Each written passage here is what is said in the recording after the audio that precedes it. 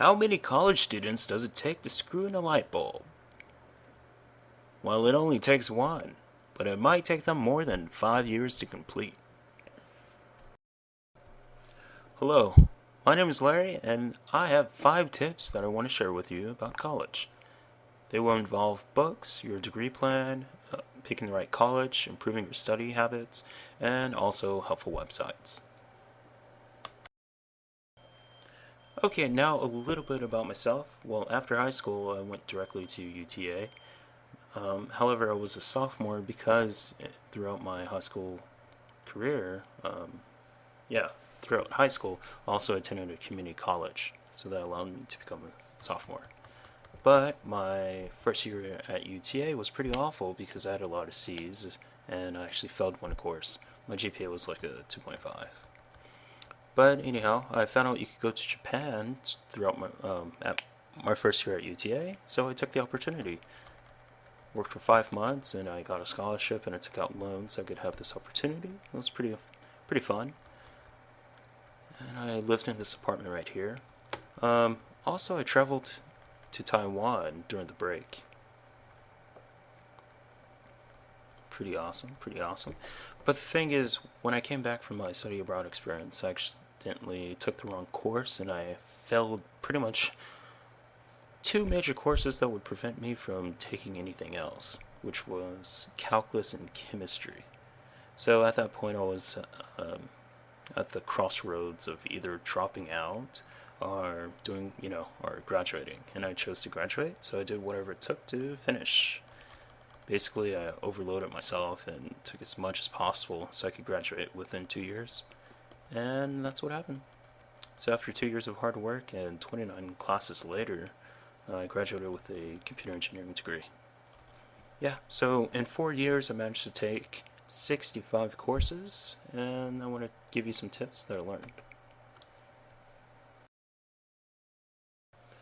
Okay, well, one thing you can do to find the lowest price on a book is to actually buy and resell your books online. You'll find that Amazon.com, eBay.com, and BookFinder.com will give you the best prices. Now, another thing you can do is actually buy an older edition, and if there's any differences between a new edition and an old one, you can just get a copy of the difference from a friend. Also, if you don't want to buy the book, you can just ask one of your fellow classmates or friend for it.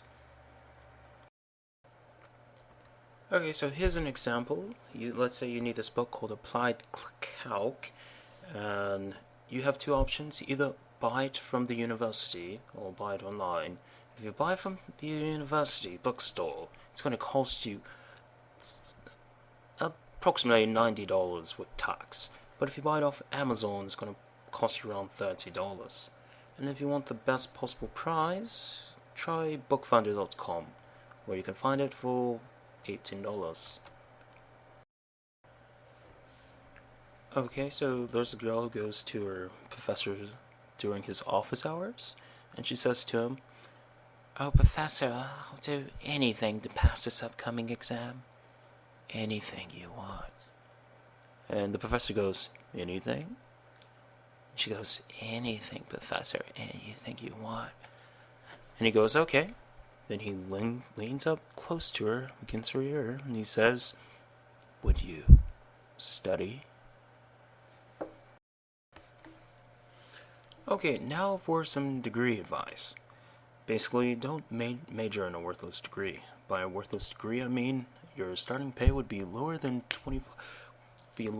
42,000.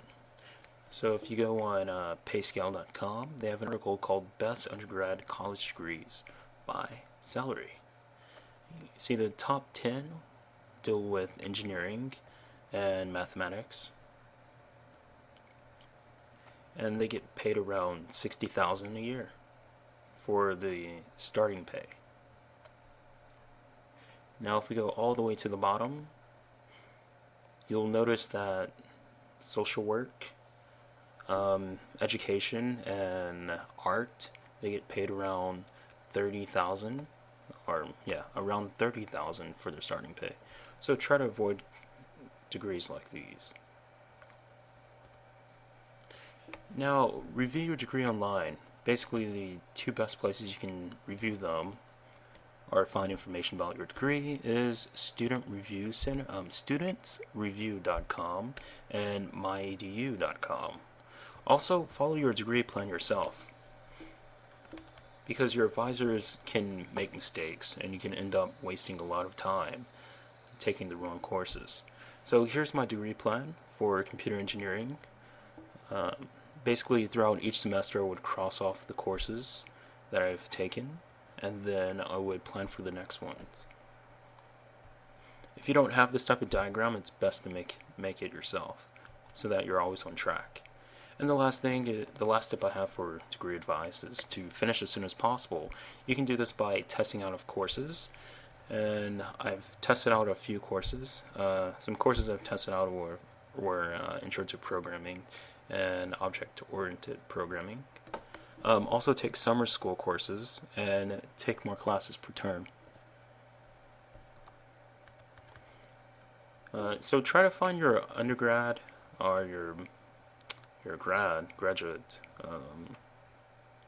catalog, because this has all the necessary information that you need to know about your degree, and it should also have a flowchart as well. Okay, so tip 3, pick the right college. The way you can pick the right college is to review the colleges before you actually go there or register.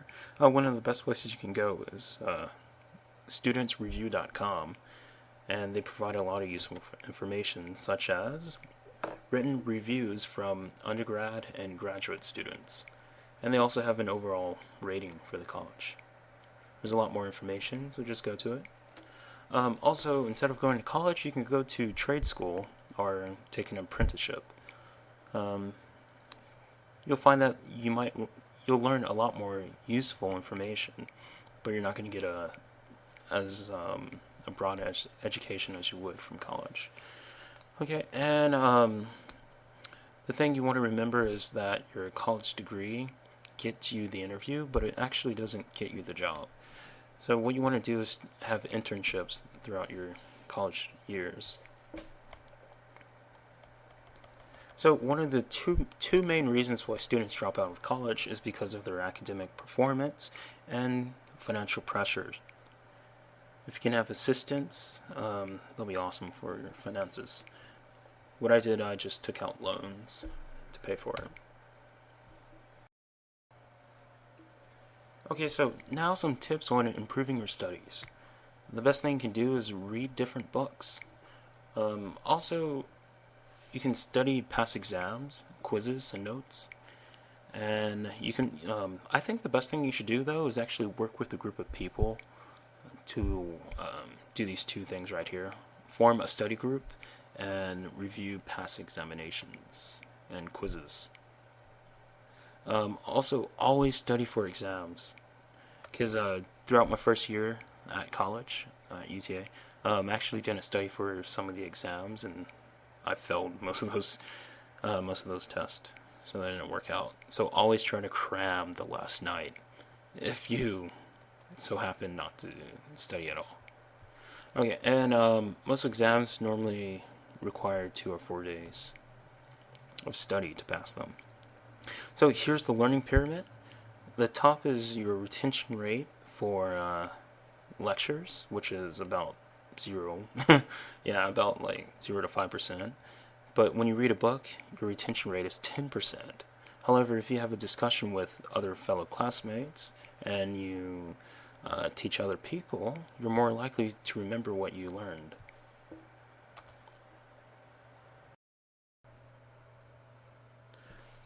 Okay, some helpful websites are myedu.com, the best place to go to review your course and professors before you actually take them and meet them. For math help, wolframalpha.com. This helps you a lot with calculus or your trigonometry or just random facts. YouTube.com, best place to find free lectures. Craigslist.org, best place to find housing, cheap items for sale. Also, I've managed to buy a car for $1,000, and I still have it today. Works really well. khanacademy.org. They have about 3,000 videos covering everything from math, physics, finance, and history. And the last one is cramster.com. Get help with your homework in math, science, history, and etc. And that's it.